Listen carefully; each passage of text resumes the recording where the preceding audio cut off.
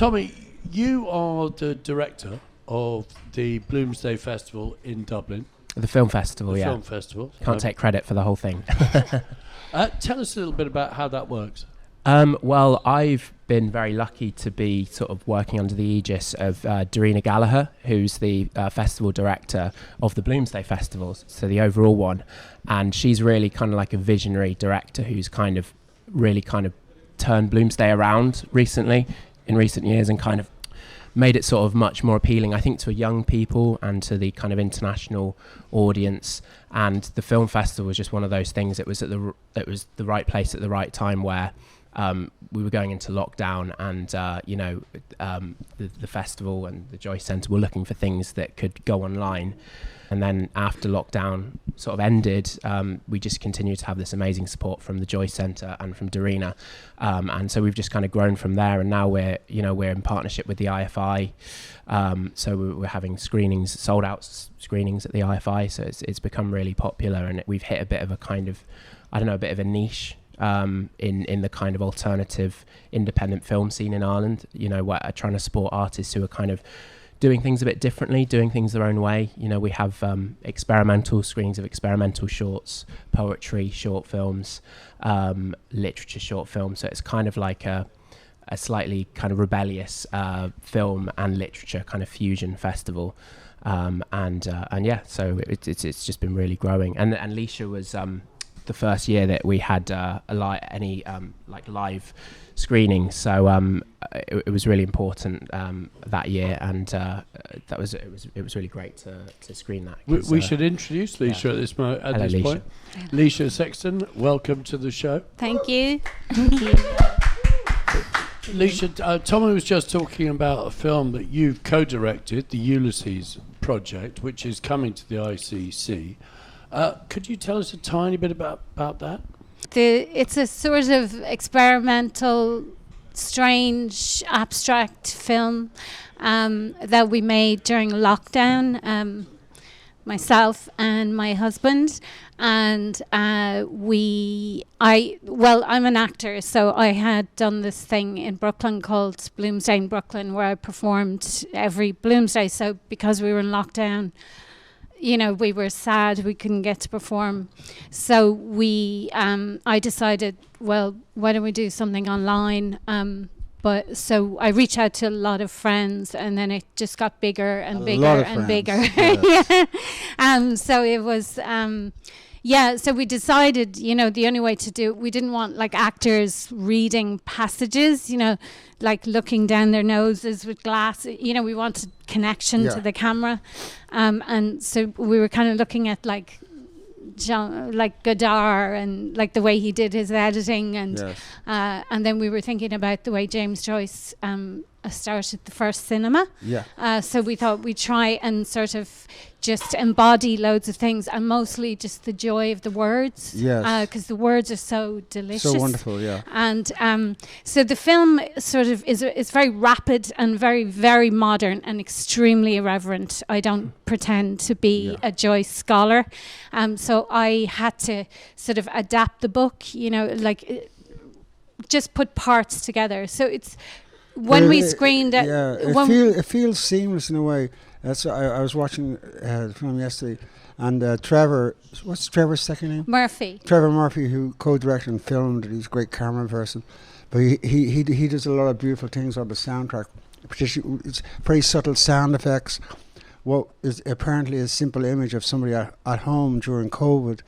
You really pull off something very special, and I think as cinema, it really, really works. And I think it's like as if it's only one voice, but there are several voices, but they seamlessly weave into each other.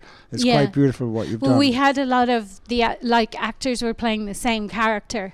So what happened was I would WhatsApp. I was sort of in charge of all my actor friends and sort of WhatsApping, and there was people in New York, there was people in London and Paris. So the WhatsApp was just binging all night. It was like Thank God for WhatsApp. Thank God for WhatsApp. So Trev did all the editing and all the heavy lifting, and then I just did, because some actors I asked, they were like, oh, I don't know Joyce, I'm scared of Joyce. And I would say, no, just think about what you're saying.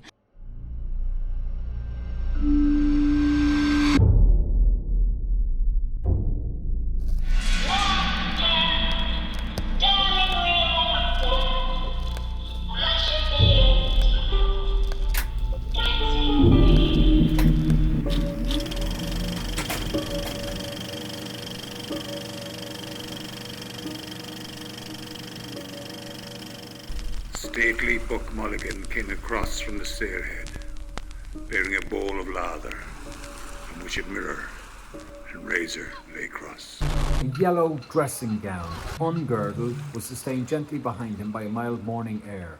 He held the bowl aloft and intoned, Introibo ad altare Dei. Come up, you fearful Jesuit.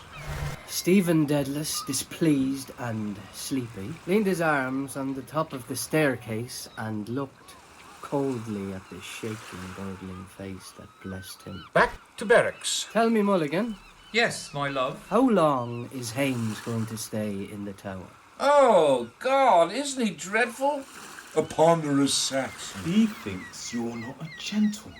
God, these bloody English. Bursting with money and indigestion. Because he comes from Oxford. You know, Dedalus, he can't make you out. He was raving all night about a Black Panther. Out here in the dark with a man I don't know, raving and moaning about shooting a Black Panther. That fellow I was in the ship with last night says you have GPI. And, we used every type of person, like every kind of nationality, we were trying to get as many different voices in. Yeah, well, tell me a few of the names who were in there that people might know. Oh, that we begged. John Turturro, Olwen Fouéré, Patrick Bergin, Aidan Gillen. There's a lot of people. Shane MacGowan. Well, you're not supposed to say because he's a surprise. Oh, but well, they know. You'd love to do it for real, and get funding and film each person, because I think you could. I don't know if you can make Ulysses as a book, but we're delighted as a film. The film festival in Dublin, Tommy's festival, is bringing it here. It's through Tommy that we've got the pleasure of putting your film on. Yes, Isha, I'm so thank excited you so about much. it. Thanks. It sounds to me as though James Joyce would really approve of it, insofar as he approved of anything. Oh, I hope so. Yeah, it's so modern and authentic and boy, can he write for women. He's just the biggest feminist, I think. And there's a line in Molly's soliloquy where she's talking about the students and scholars, and she says something like, I wouldn't give a snap of my fingers for all their learning. Yeah. Why don't they go out and create something? Yeah. And I feel like Joyce and this is kind of what we do at the festival, it's Joyce kind of invites this, he kind of calls people to these big projects and mad ideas, and actually it's kind of how I got going. I read The Dead and I said I have to turn this into a film. I just have to. And the amount of people that get in touch with me every year and say, I'm making a project about Lucia or Finnegan's Wake. There's something about Joyce that really inspires people to go out and make things themselves, which I think is so modern. It's just inexhaustible as well. It's like, and every time you read it, you just get a lot more out of it. I'm saying whatever, preaching to the choir here, but it means something as you go along in your life. It's another. I just love the way it's street. It's almost like hip hop. Some of it, I love that, like the language of it. I could just listen to it all day. Oh, the big stupos I ever met. And if it's not that, it's some little bitch or other that he got in with somewhere or picked up in the sly. If they only knew him as well as I do. But he had the impotence to make up to me one time.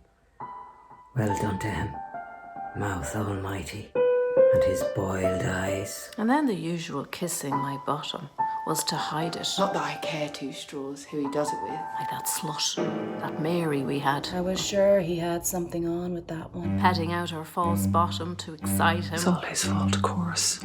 Ruining servants. Not in my house. I told her what I thought of her suggesting me to go out to be alone with her. I wouldn't lower myself to spy on them. The garters I found in her room, that was enough for me. I saw too that her face swelled up on her with temper when I gave her a week's notice. Better do without them altogether. I had the great pleasure last weekend of watching Roz take a group of people, some of whom probably hadn't even heard of James Joyce, taking around Aidan's pictures and explaining the story and the walk and the craziness of the different kind of approach, literary approach to every episode. and you could see no one wandered off. It was amazing. Joyce drew them all in. He does that, doesn't he? And I feel like there's you can start anywhere in Joyce. Like I got in trouble with some of the actors. You know, they're all these very, very, senior actors who were saying, "Oh, he didn't say it like that. It didn't mean." And I said, "Yeah, well, just do exactly. it." Well done.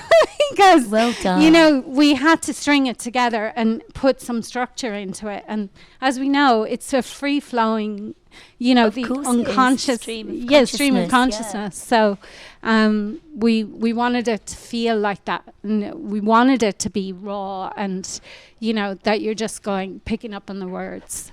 It's extraordinary, isn't it, that there's a book written, was it 1922? Yeah. A book written in 1922 which inspires a day in Brooklyn. It inspires at Dublin, but inspires a week of events here at the ICC, all around the world. Around the world, yeah. There's one in Japan. There's a James Joyce Centre in Japan, in Creagh, in Argentina. Can we really say James Joyce is big in Japan? Well, there's a James Joyce Centre in Japan. Yeah, big enough. That's true. Yeah. And it's very exciting actually what we're doing this year in London, because I do feel like it's a gap in the market. Joyce is been so influential in English literature, and it's kind of mad that he's kind of not really that celebrated here. He lived here as well. He got married here in London. Yeah. My last question is for those people who haven't been in Dublin on Bloomsday, what's it like? What happens? Well, it's kind of a bit of it's based on the day, so you're kind of in certain places based on what's happening at the time of day. So at 8:00 people go to Sandy Mount, or they go to there's a breakfast. There's a Bloomsday breakfast that's normally at the Joyce Centre. I think it's going to be in the Belvedere this year, and then they kind of move throughout the day, go on a bit of a pilgrimage through the book, going up to Glasnevin, and then coming back down normally to somewhere like Davy Burns, and then in the evening just people normally get really drunk and kind of go to these these important places along Sweeney's and, as I said, Davy Burns, and kind of it's a bit of a pilgrimage, but it's also a kind of it's a week now. It's like the Bloomsday Festival I think is the 11th till the 16th this year, and we're the 12th till the 16th, and so there's things going on throughout the week. So if you're interested, then I would recommend going to the bloomsdayfestival.ie website. There's already events going up there. We'll be announcing the film festival events, which will be running the 12th till the 16th. So that would be the place to go and look for it if you're interested. And the Ulysses Project is also playing on the 16th at the Drogheda Arts Centre in Drogheda as well. And I think if you are intimidated by Joyce, then I think Leisha's film is a very good way into it. I went to the screening with my family, who know nothing about Joyce really, my brother and my mum and dad, and they loved it. And I was actually kind of nervous going in. Are they going to get this? And they had a great time, and it's great fun. So I'd say it's I'd recommend it if you're looking for a way in. And Fionnuala Flanagan showed up to the to the just out of the blue, which was such an honour, because she's so well known for performing Molly, and she loved it. Yeah, at least she said she did. Hopefully, Leisha, you're doing a Q&A with Trevor after the screening, aren't you? Yes, on the 13th of June, Thursday. Yeah. Yes, if you can't make it to Dublin, the next best place is the ICC on the 13th of June. Brilliant. Thank you so much, guys. Thank you, Tommy. Thanks for having us again. We're going to play a short clip. In the beginning was the Word, in the end the world without end. My name is Virat Lipotul of Zombetli. Promiscuous nakedness is much in evidence hereabouts, eh? Inadvertently, her back view revealed the fact that she's not wearing those rather intimate items of which you are such a particular devotee. The injection mark on her thigh, I hope you perceive. Number 2, on the other hand, she of the cherry rouge and coiffures white, whose hair colour owes not a little to our tribal elixir of gopher wood, is in walking costume and tightly straight.